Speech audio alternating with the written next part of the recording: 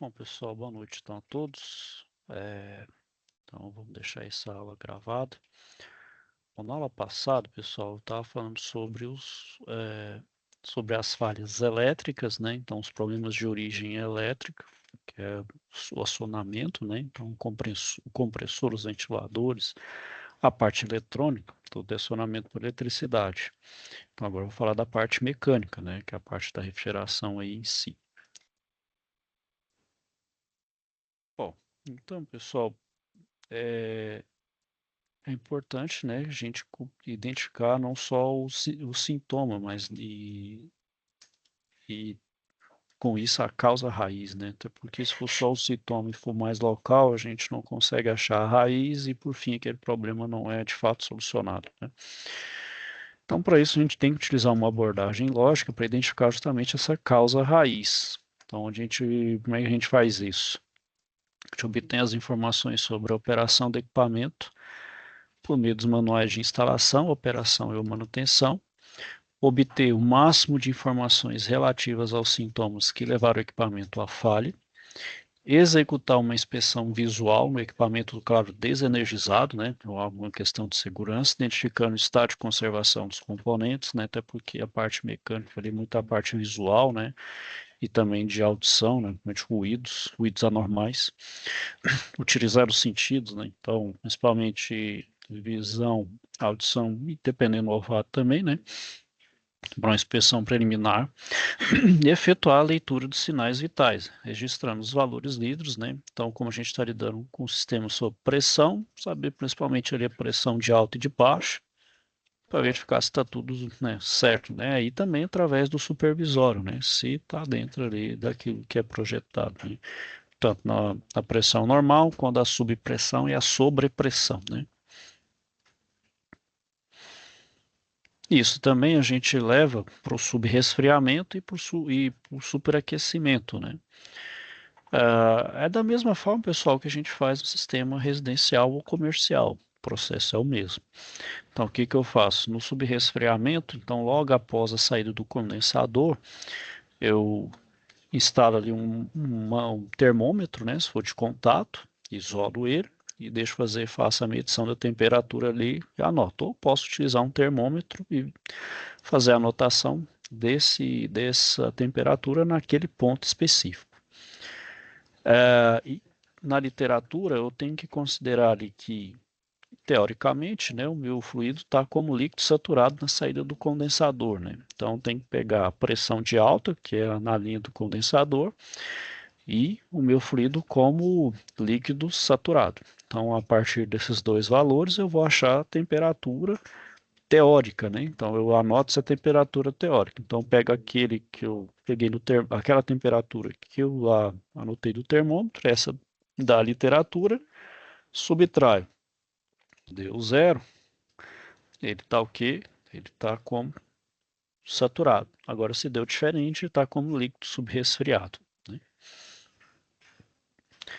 A mesma coisa eu faço para o superaquecimento, só que agora no superaquecimento eu vou fazer ali um pouquinho antes de chegar ali no compressor. Geralmente ali eles dão mais ou menos 15 centímetros antes de chegar do compressor. Aí eu também da mesma forma, se for um termômetro de contato, coloca ali, isolo ele, ou utiliza um termômetro de infravermelho, né? Aí eu anoto a temperatura. E agora, o meu fluido nessa condição, em tese, ele está como vapor saturado, o título igual a 1, e a pressão de baixa, que é na saída do evaporador, um pouco antes de chegar no compressor. Então, sabendo da pressão e do título, eu acho a temperatura. Então, pega aquela temperatura que eu obtive experimentalmente, ali no caso com o termômetro, aquela que eu obtive na saturação, faço a subtração. Tem aquela diferença entre 5 e 7, o vapor está superaquecido. Deu acima, estou com excesso de refrigerante. Se der abaixo, está com falta. Eu preciso colocar, né? Adicionar mais fluido refrigerante. Então, aí é o passo a passo.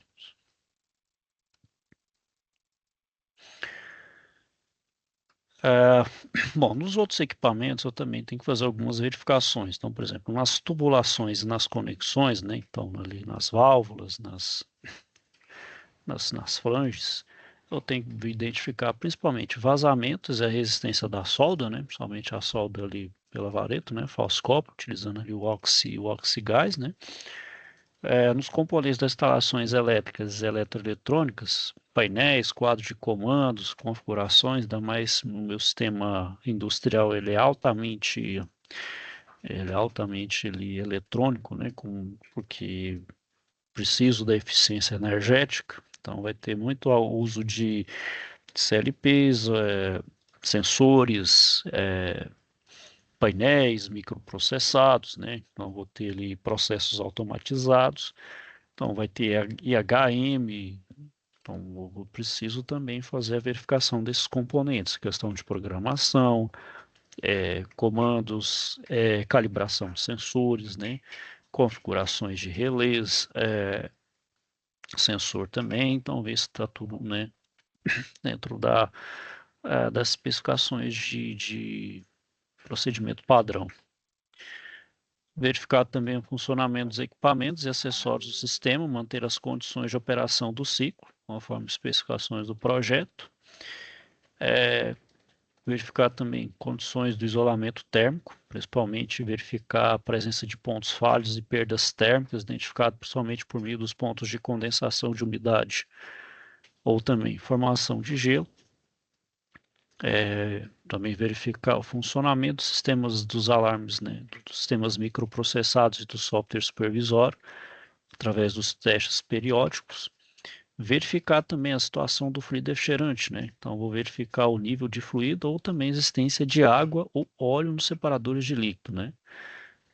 Se tiver essa existência, fazer as purgas, né, periódicas no circuito. Geralmente ali entra uma umidade ali de contrabando, né? A gente tem que fazer essa purga periódica, né?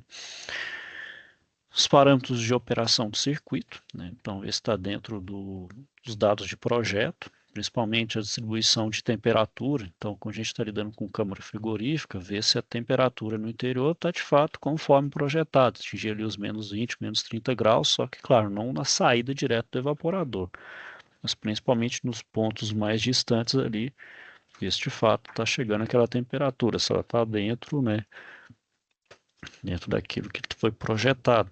Principalmente aqueles pontos mais críticos, a gente chama de ponto cego, que está um pouco fora do alcance, vamos dizer assim, fora do alcance do evaporador. Também a questão de pressão, temperatura, né, o ciclo, subresfriamento, superaquecimento, né, que a gente viu aí um pouquinho antes. Fazer os testes dos elementos de segurança, principalmente dos alarmes e pressostatos, principalmente lidando nos sistemas com amônia, né? Verificar também a situação de estanqueidade de porta frigorífica e os pontos de acesso de tubulação de fluido, degelo e eletroduto também quanto à perda térmica, né, que diminui COP, né, aumenta a carga térmica e, consequência, né, prejudica a eficiência energética, né? O meu sistema consome mais energia e não conserva também adequadamente, né, o alimento, né, visto que também entra umidade, fora a temperatura, né. Bom, com relação aos sistemas de refrigeração operando com amônia, né, com os compressores abertos, algumas ações de manutenção também devem ser seguidas. Então, por exemplo, utilizar a manutenção preditiva nos elementos rotativos, como por exemplo motor, compressor e bomba, para identificar as falhas precocemente, não para evitar ali uma parada total. Então, uma inspeção sensitiva, monitoramento de condições, principalmente por análise de vibração, que é muito útil, né, nesses aparelhos rotativos, e também na análise do lubrificante usado, principalmente o lubrificante dos compressores, verificar se tem a necessidade de fazer a troca com uma parada programada. Justamente qual que é o intuito? Extrair o máximo da vida útil, né? Então, por exemplo, aparelhos que funcionam desalinhados, então, como por exemplo eixos, os motores elétricos, as polias e as correias, com excesso de vibração e desalinhamento, ela tem uma vida útil muito encurtada. Então, eu diminuo, né? E também permite o desempenho ao longo da sua própria vida útil. Então, preciso também seguir e respeitar as recomendações do fabricante, principalmente com lubrificação dos elementos rotativos, utilizar o lubrificante correto e na frequência correta. Se não for realizada a análise do lubrificante, o período de troca também tem que ser respeitado. Já os equipamentos estacionários, então, por exemplo, separador de líquido, resfriador intermediário, recipiente de líquido e purgador, verifica, por exemplo, o enquadramento do NR13. Então, se aquele vaso de pressão, se aquele cilindro, aquele vaso de pressão, de fato ele é pela classificação lá que é pressão vezes volume.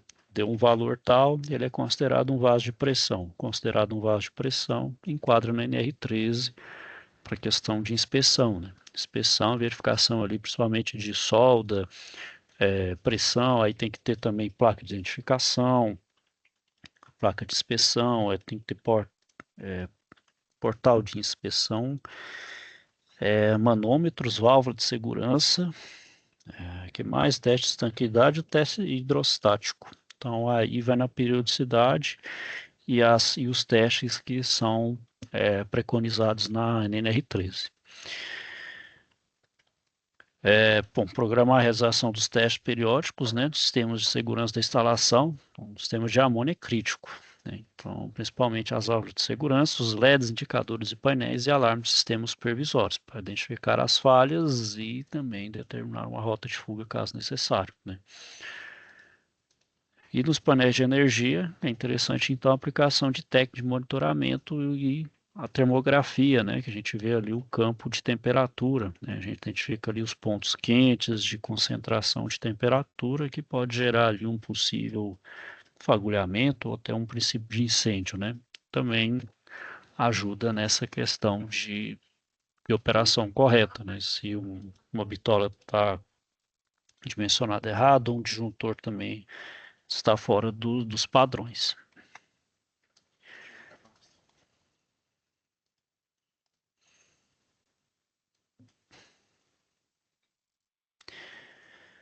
Bom, sobre o teste de estanqueidade e vazamentos, pessoal, a gente pode fazer o teste de estanqueidade utilizando o processo de vácuo e desidratação, né, utilizando o vacuômetro. Primeiro eu faço o recolhimento, se tiver ali o fluido, né, para um recipiente adequado, utilizando a estação recolhedora. Aí eu instalo o vacuômetro, né, eu instalo ali o gerador de vácuo, né, a bomba de vácuo, instalo também o manovacuômetro para fazer a limpeza, principalmente, retirar a umidade, particulado, qualquer outra coisa ali, gases incondensáveis, para deixar o meu sistema totalmente limpo. E ele também serve para fazer um teste de estanqueidade na tubulação, né? Então, primeiro, começo a bombear e abrir as válvulas no medidor do tubo de distribuição, né, instalando aqui o manifold. Instalei aqui a bomba de vácuo, né, naquela parte do meio, aqui na válvula do meio, né? Aí eu faço o vácuo para 500 microns, né, o valor padrão, 500 micrômetros de mercúrio, por um tempo ali, então tem um tempo adequado, desligo a bomba de vácuo, né, depois espero por 5 minutos para verificar se o vácuo correto permanece.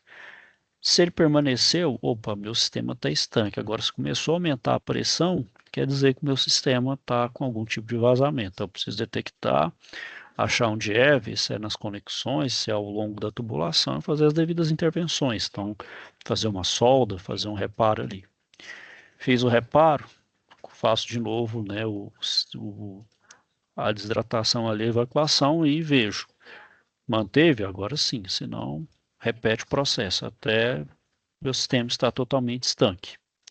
Está estanque, agora sim ele está pronto para ser carregado. Aí assim eu retiro o meu vacuômetro, retiro ali a bomba de vácuo e faço agora ao invés de utilizar a bomba de vácuo aqui, agora eu utilizo o cilindro, né, com o gás a ser adicionado no meu sistema.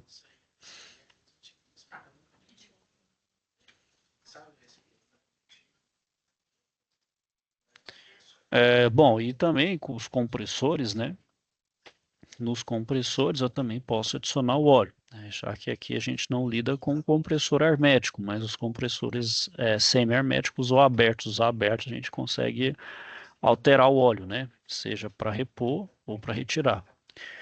né? Então aqui, o que que eu faço? Com o compressor em funcionamento, então aqui o que que eu preciso fazer? O meu sistema tem que estar funcionando, né?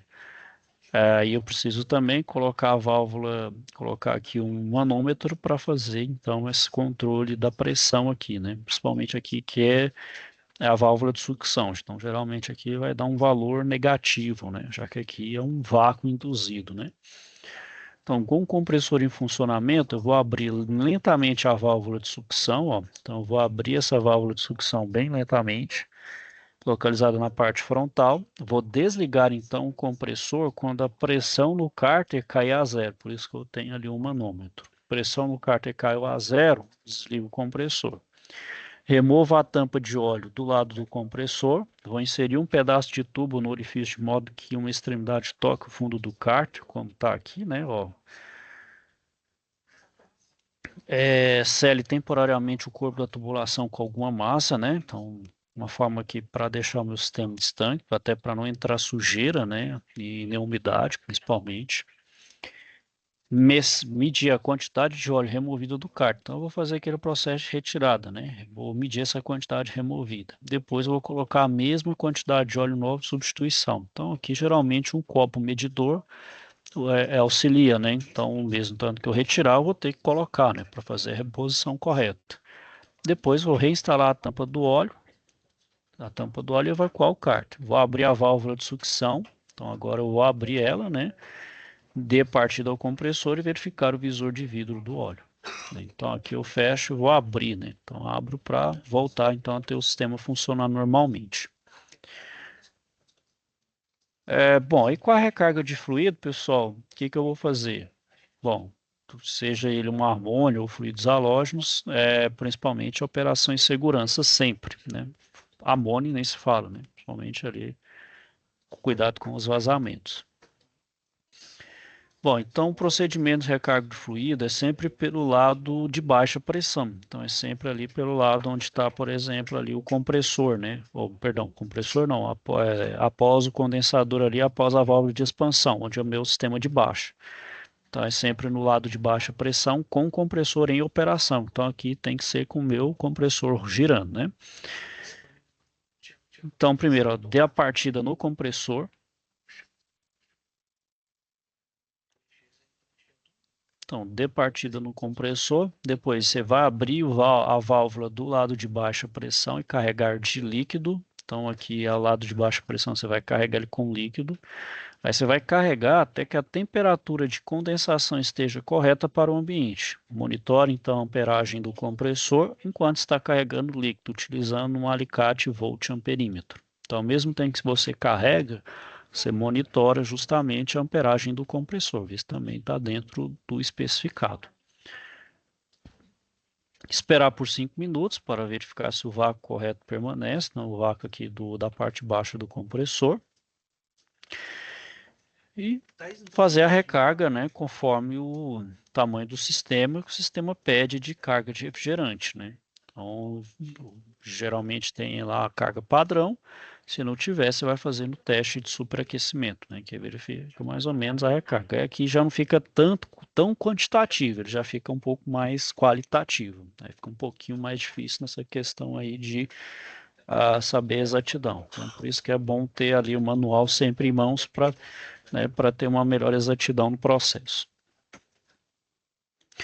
Então, sempre consultar, né, como eu falei, para realizar essa carga correta dos sistemas e unidades criticamente carregados com condensadores inundados.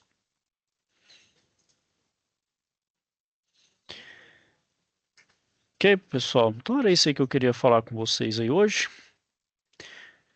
Aí a gente vai para a nossa última aula na próxima semana, tá bom? Qualquer dúvida, então, estou à disposição. Desejar a todos uma boa noite, ok? Fiquem com Deus e até a próxima.